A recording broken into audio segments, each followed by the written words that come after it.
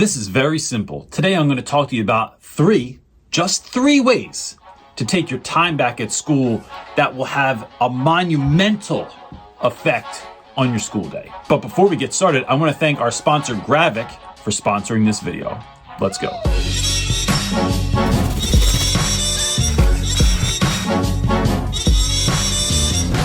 Now, like many of you, I love to-do lists. I have post-it notes all in front of me right now. It's a little bit much. There are a lot of to-dos in every single day. But the question is, how do we get more done in a day to be more effective so that we can buy back some of that time that we lose to doing so many different various things on our teacher to-do list? And so the irony that this list is only 3 has very much to do with my first point, and that is there's too many to-dos on today's list. We often overestimate what we can get done in a day. So it is really about thinking about what is actually important and needs to be done right now. And so here's how I figure that out in my own life. I like to make this list the night before. This way I am not waking up early in the morning and trying to figure it out when I get up. So I typically only pick 2 to 3 things, which is not easy for me because I think I can do this much. And then by the end of the day, I feel basically dead to the world because I couldn't get that much stuff done. So I try to just pick 3 things and then I think of anything extra that I get done. Because just because you do 3 doesn't mean you have to be done. If you get them done, anything else can just be extra credit. So the way that I figure out that list is the night before, family always does dinner together. Then I have this thing. Here's a parenting tip. I want my kids to clean up for 10 minutes after dinner every night, and I know it's going to be a hassle. So instead I go, listen, we only have to clean up for 600 seconds. And I thought I was smart. And then immediately my son pulls out his smartwatch and asks it how long that is. And he goes, it's still 10 minutes. And I was like, oh, all right, this would have worked when you were little. It doesn't work anymore. So anyway, we clean up for 600 seconds. And then after that, my wife and I sit down and figure out what do we need to get done tomorrow. So I usually either look at my calendar, my online calendar, or I look at like one of my 90 post-it notes that I have in front of me, or a couple other like organizing platforms that I use.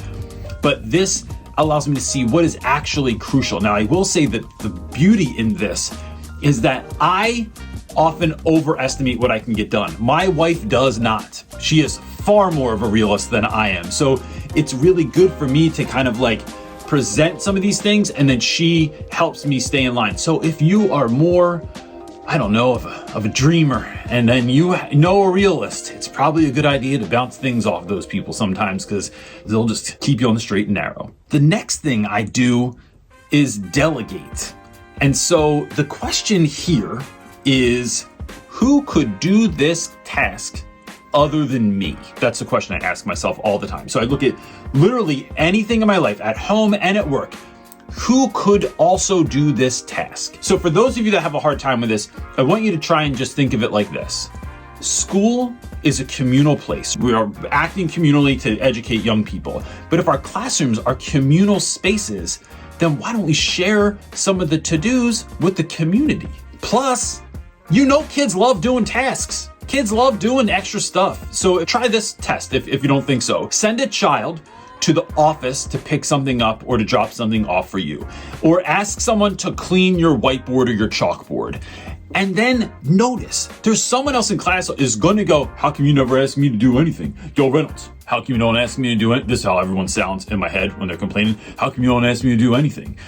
And so this is proof to me of like kids want to help. They want to do stuff. So a few things that I used to do myself that I no longer do at all. Cleaning whiteboards, cleaning desks, organizing and putting away assignments like in different folders or baskets that I have around my classroom, organizing my classroom library, checking in or checking books out of my classroom library, waiting to get my copies made. So I put the copies through and then I have to wait for someone. I usually just stand there for 100 years waiting for it. Just get someone else to do it. Straightening all the desks in my classroom, collecting and handing out papers, and basically taking anything from my room to like further than the second floor, because I'm not going up to the third floor. That's way too many steps, and I just tell the kids I'm old and I can't do it, and I need you to do it. Now, speaking of ways to save time, I want to talk to you about this week's sponsor, and this is going to save you a ton of time. Teachers, how many of you let your grading go for so long that your desk starts to look like this? If so, let me help you get your desk back to this. Remark test grading allows you to grade assignments and input them into your online gradebook in a fraction of the time by using their easy-to-use web app or your school's copy machine. And this is going to allow you to get graded assessments and assignments back to students quickly, so they can see where they're finding success in your class and where they might need a little bit of extra help and attention. Take back your time, effort, and peace of mind by checking out Remark Test Grading now. Well, not like right now, like wait till after this video and then go click the link and check them out. And so the last thing I want to talk to you about is the use of a timer. Now, I've talked in other videos about this idea of timing my students, giving my students a set amount of time to do any task that they might have in class. And so I'm not going to talk about it in this video, but I will link that video in the description box below. And I think just doing that, it literally changed my classroom for the better. But I started timing myself several years ago, and the benefits of that have been enormous. I got this idea from when my kids were little. I would try, there's a theme here. There's a tricking my kids to clean up theme going on in this video.